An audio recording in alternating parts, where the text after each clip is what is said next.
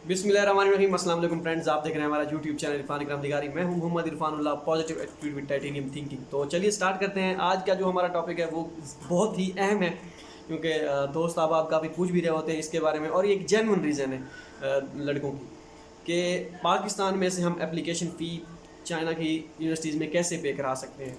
क्योंकि काफ़ी सारी यूनिवर्सिटीज़ ऐसी होती हैं जिनकी एप्लीकेशन फ़ी होती है 400 RMB, 500, 600, 800, मैक्सिमम 800 तक होती है। तो वो हम पाकिस्तान में से कैसे पे कर सकते हैं, क्योंकि हमारा कोई चाइना में जानने वाला नहीं है, या अगर कोई है तो किसी के रेफरेंस के जो है थ्रू हम उसे जानते हैं, उस पर हम ऐसे अंधा एतबार नहीं कर सकते। जो भी होते हैं माइंड में चीज़ें जो भी होती हैं उस पर हम डिस्कस करेंगे आज के।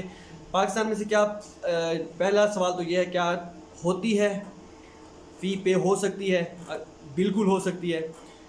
अभी एक स्टूडेंट ने पे की थी, तो उन्होंने मुझे बताया कि ऐसे ऐसे मैं फ़ी पे मैंने की है। तो मैंने कहा ठीक है। उसने कहा इन्फॉर्मेशन आप ले लें, लड़कों को भी बता दीजिए। कि मैंने कहा ये तो और ही अच्छा हो जाएगा अगर ऐसा हो जाए। तो उसका भी एक्सपीरियंस जो है वो मैं आपके साथ शेयर करूंगा। उसने जो बताया है ये सेम टू सेम वैसा ही है, और बाकी रिसिप्ट भी मैंने फ़ी रिसिप्ट भी देखी थी जो उसने पे करवाई थी फ़ीस। तो उसने मुझे सेंड की थी कि ये फ़ी रिसिप्ट है। तो भाई चलिए स्टार्ट करते हैं। वो ये है कि अगर अब इसमें दो सवाल आते हैं, दो तरीक़ाकार नहीं, दो इसमें ऐसे समझें कि दो ऑप्शंस होते हैं। जब आप फ़ी सबमिट कराने लगते हैं ऑनलाइन किसी भी यूनिवर्सिटी की, चाइना की यूनिवर्सिटी में फ़ी पे कराते हैं, अगर उसमें दो मेथड होते हैं। एक तो वो कहते हैं या तो आप ऑनलाइन ही यहाँ पे करें, वो मास्टर कार्ड और इस तरह का कुछ जो यूनियन पे या फिर वीचैट, अली पे के थ्रू आप फ़ी पे कर सकते हैं। तो ये एक तरीकाकार होता है। दूसरा होता है कि आपने रिसिप्ट मीन्स कि आपने फ़ी स्लिप अपलोड करनी होती है। जो आपने फ़ी सबमिट कराएंगे उसकी आप स्लिप वहाँ पे अपलोड करेंगे।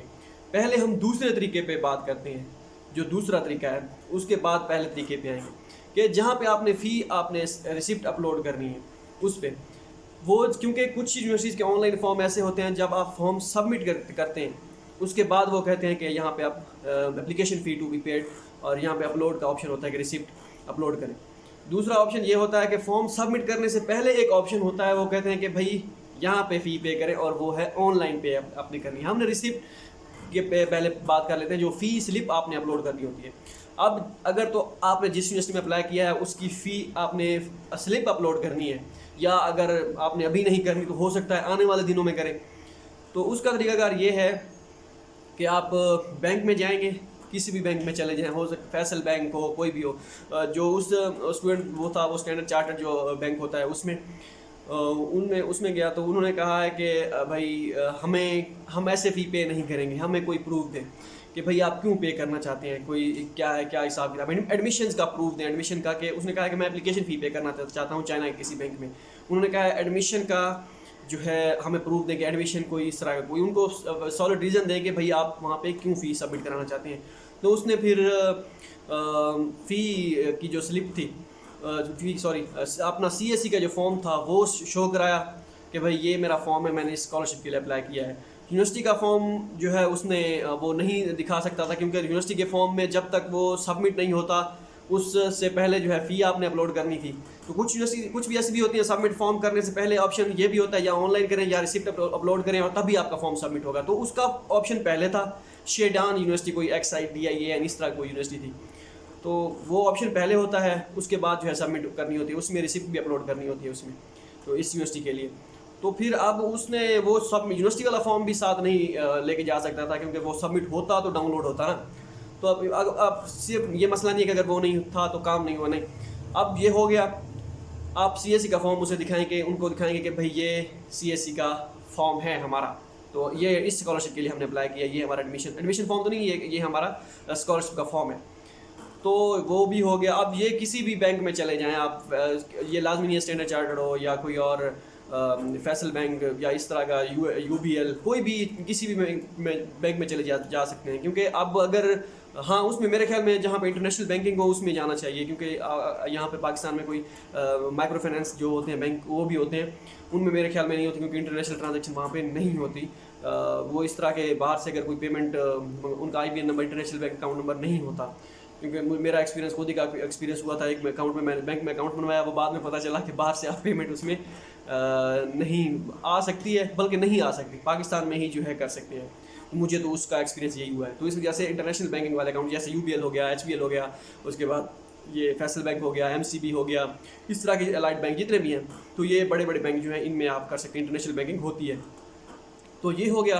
अब आप CSE का फॉर्म अपना प्रिंट निकालेंगे और लेके जाएंगे। जब आप वहाँ पे पहुँचेंगे वो आपसे फिर ये सवाल करेंगे कि भाई ये फ़ी आपने ऑफिशियल एडवर्टाइजमेंट लेके जानी है, यूनिवर्सिटी की ऑफिशियल एडवर्टाइजमेंट लेके जानी है कि भाई ये, वो कहेंगे कि आपका कोई चार्जेस वगैरह तो नहीं है फ़ी के, कोई इस तरह का, क्योंकि सेल्फ पे स्टूडेंट जा रहे होते हैं वो, या जो भी हिसाब किताब होता है उनका जो भी है, तो आपने उनको एडवर्टाइजमेंट दिखानी है, ऑफिशियल एडवर्टाइजमेंट की ये ऑफिशियल एडवर्टाइजमेंट है, उसमें देखें हमने स्कॉलरशिप के लिए अप्लाई किया है और इसमें 400 RMB 600 RMB जितनी फ़ी होगी वो आप उनको बताएंगे कि ये फ़ी है और भी मैंने ये सबमिट करानी है, इसके अलावा और कोई चार्जेस वाइज कुछ भी नहीं है। ठीक है, तो ये हो गया। अब फिर उस बैंक की डिटेल आपने, दो ऑप्शंस होते हैं जब एडवर्टाइजमेंट देते हैं चाइना वाले, उसमें एक कहते हैं इन चाइना, एक आउट ऑफ चाइना। तो आउट ऑफ चाइना वाला आप उनको दिखाएंगे तो वो कहेंगे, उसी में डिटेल होगी एडवर्टाइजमेंट में, तो वो आ जाएगा। और उसके साथ ही बैंक की डिटेल होना लाजमी है कि बैंक कहाँ पे है, उसकी लोकेशन, सारा एड्रेस जो है वो कहाँ पे है, वो भी ऑफिशियल एडवर्टाइजमेंट में मेंशन होता है कि भाई ये बैंक है और ये यहाँ है। और इसके बाद मेन चीज़ जो होती है, यूनिवर्सिटी का एड्रेस भी आपने दिखाना होता है कि ये यूनिवर्सिटी है और इसका ये एड्रेस है फलां फलां। वो ऑफिशियल एडवर्टाइजमेंट या उनके इंटरनेशनल ऑफिस में होता है, उनकी वेबसाइट पे। वो मैं आपको पहले बता दूंगा, ऑफिशियल एडवर्टाइजमेंट आपके के नीचे जो होता है वो एड्रेस, जहाँ पे मेलिंग डॉक्यूमेंट सेंड करने होते हैं या कॉन्टैक्ट इन्फॉर्मेशन लिखा होता है, वो सारे का सारा जो होता है उनका होता है। ये इस तरह आप जब उनसे डील करेंगे तो आपकी एप्लीकेशन पाकिस्तान में से पे कर देंगे। लेकिन मसला जो है, मेन मसला आप उस पर आते हैं कि अगर मैं यहाँ पे मेन मसला ये है कि अगर आप पाकिस्तान में इसी बैंक के थ्रू पेमेंट जो है पे करते हैं तो वो कम से कम आपके 2 से 3 हफ्ते वो लेंगे पेमेंट आपकी फ़ीस सबमिट करने में।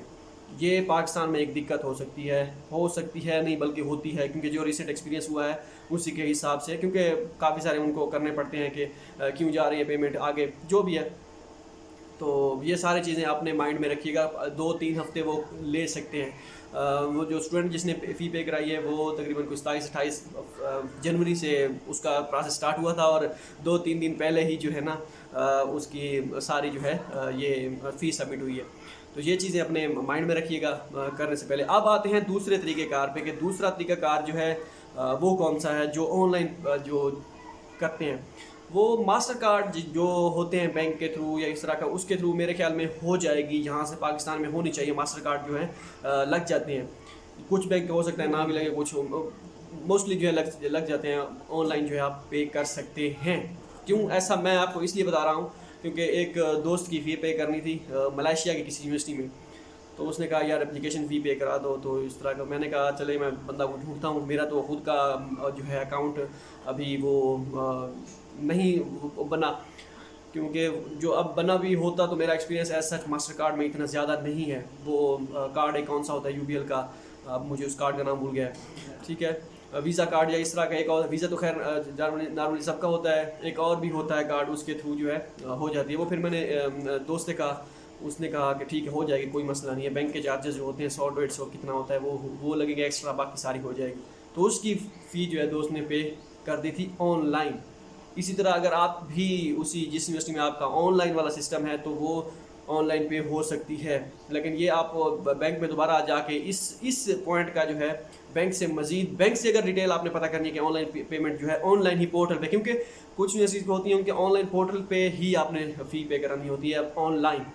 ठीक है, आपने बैंक अकाउंट नंबर लेना होता है, सब वो डिटेक्ट कर लेते हैं, जितनी फ़ीस जो वो डिटेक्ट कर लेते हैं अपनी। ठीक है, तो बाकी ये सारी चीज़ें हो गई, हो जाएगी। ऑनलाइन पेमेंट का मसला नहीं है बाकी इतना ज़्यादा। अब ये चीज़ें अपने माइंड में रखिएगा कि फ़ी पे कराते वक्त आपके 3 हफ्ते लग सकते हैं। हो तो जाएगी पाकिस्तान से, तो काफ़ी दिक्कत वाला काम है। इससे बेहतर यही है कि कोई ऐसा बंदा ढूंढा जाए जो चाइना में हो या कोई किसी के थ्रू। लेकिन काफ़ी सारे दोस्तों के नहीं होते चाइना में। हमारा खुद की शुरू में टेंशन होती थी।